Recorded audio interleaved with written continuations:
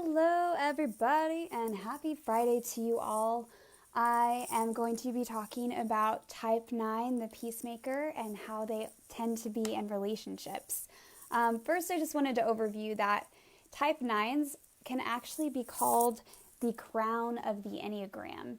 And part of that is because they sit at the top when we're looking at the Enneagram structure and how it's laid out. And they can also kind of take on the different traits of each of the different types sometimes when they aren't in tune with themselves and who they really are.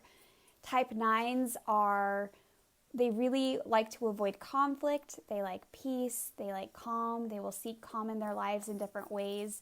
Sometimes they can be prone to numbing themselves out via watching TV or taking naps or reading a book, instead of really engaging with life or people or telling people that, I really don't want to watch this show, but instead, they'll watch the show and then perhaps fall asleep as a way of being an agreeable partner to their significant others.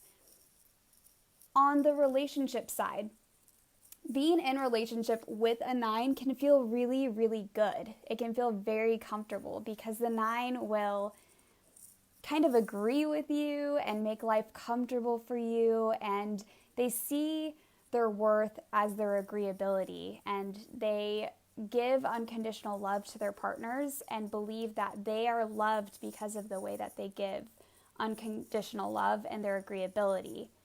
The issue with that is over time they can lose sense of who they are. They can really be out of touch with their own emotions and instead just be trying to seek peace and non-conflict.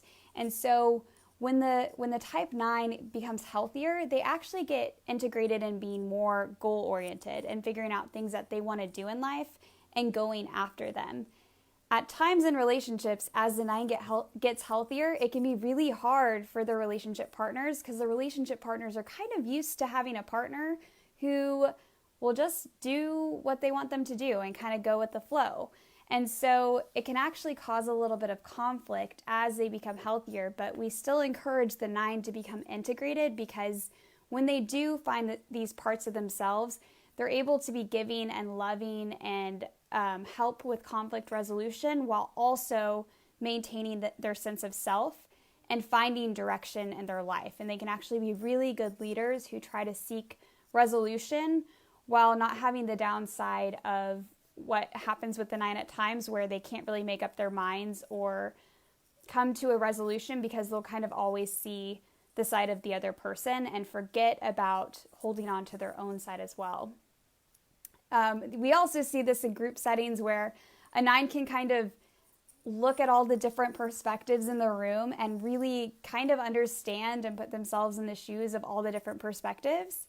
And that can be very challenging for them when it comes time for them to make a decision. So as a leader, it can be tricky for them to make decisions, or they may avoid those because it's hard to disagree or potentially create conflict with some other group member because they can genuinely see the different sides of every person in the room. 9s are, again, they might use numbing behaviors. So if you see a 9 go towards more of their numbing behaviors and you're their partner, that might be a cue in that they are not really getting in touch with their emotions or processing them in a healthy way. So 9s can numb via various different activities, like they can eat as a means of numbing. They can sleep a lot. They can just disengage in life in different ways. And so if you see that from a 9, just know that they may need a little bit of checking in as far as like, hey, how's it going? How are your emotions? Even though that might be hard for them at first because, again, they do detach themselves from their emotions often. And sometimes they see that as a means of just creating more peace internally for themselves. Like it's easier to just not have emotions or not have a strong emotional reaction to other people because that creates more calm and peace, which is something that they really gravitate towards.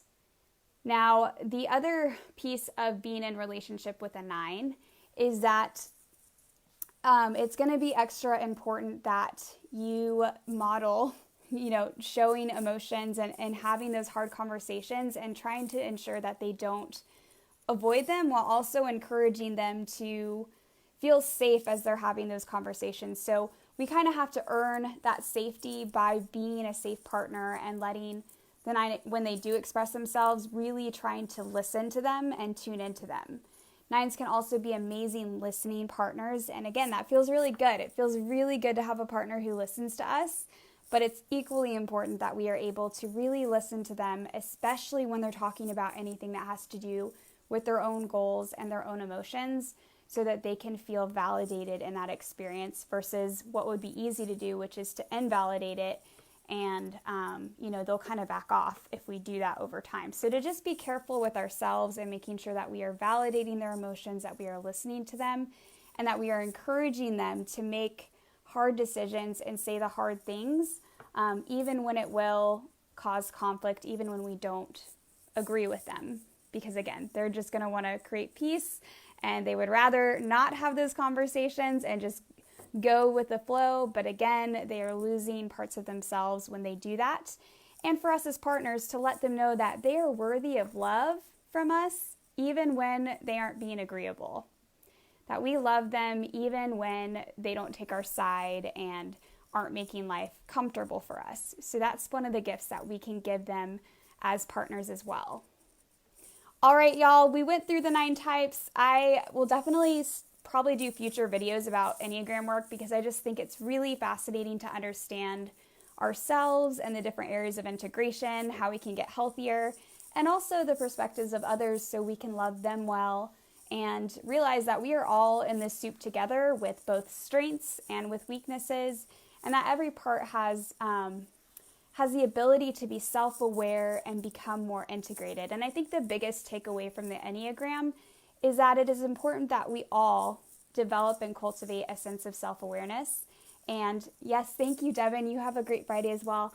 But yes, that we cultivate a sense of self-awareness. And when we do that, I think we can be integrated and healthy no matter what type we are. Happy Friday, y'all. And I will check in with you on Monday with our new topic next week. I haven't fully determined what that will be yet, so I will keep you posted.